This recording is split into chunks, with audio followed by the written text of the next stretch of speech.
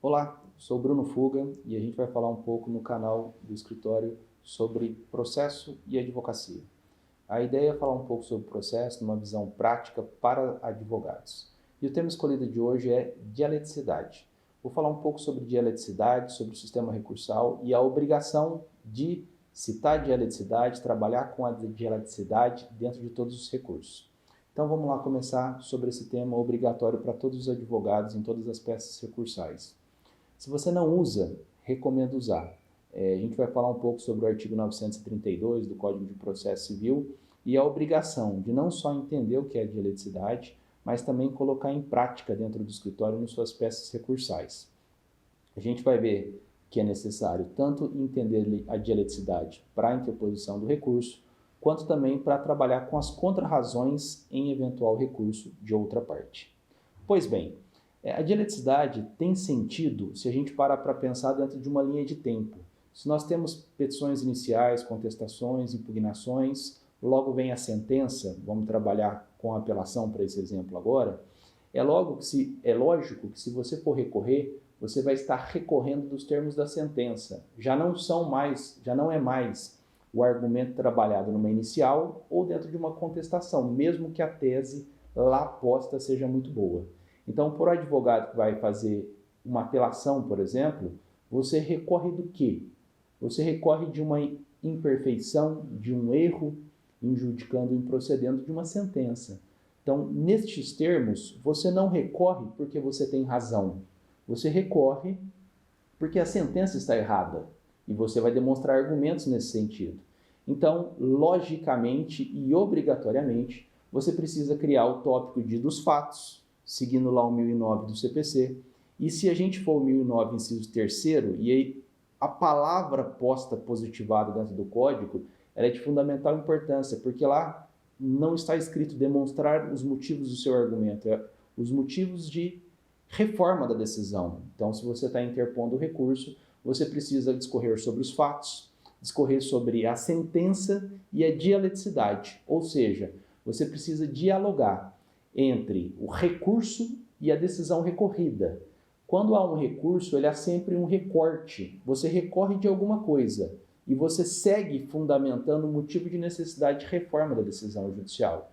Então, para você advogado, para você estudante que está acompanhando nosso canal aqui, destaco especial importância em todos, vejam bem, os recursos do tópico dialeticidade. Escrever um tópico da dialeticidade. Por quê? Continuando o nosso argumento aqui. O 932, inciso 3º, ele fala que é função do relator não conhecer dos recursos manifestamente inadmissíveis e que não tenha impugnado especificamente os motivos de desacerto da decisão. Pois bem, neste ponto, o não conhecimento do recurso 932 leva à decisão monocrática, se a parte, por exemplo, não atacar e não constar o termo dialeticidade, não fizer a dialeticidade. No meu entendimento, é até vício insanável, porque você, por questão de boa-fé, impede que até a outra parte faça uma boa contrarrazões. Isso não é um vício que seria sanável. Então, alguns artigos para a gente se situar aqui. 932, inciso 3º, poder do relator para não conhecer do recurso manifestamente inadmissível que não tenha feito a dialeticidade, não atacar especificamente os motivos da decisão recorrida. Se a gente for ver no 1009, inciso 3º, é uma obrigação do recorrente mostrar os motivos de reforma da decisão. Assim também o 1016 no agravo de instrumento, o 1021, parágrafo 1º no Código de Processo Civil do agravo interno e o 1029, tanto no recurso especial quanto no extraordinário.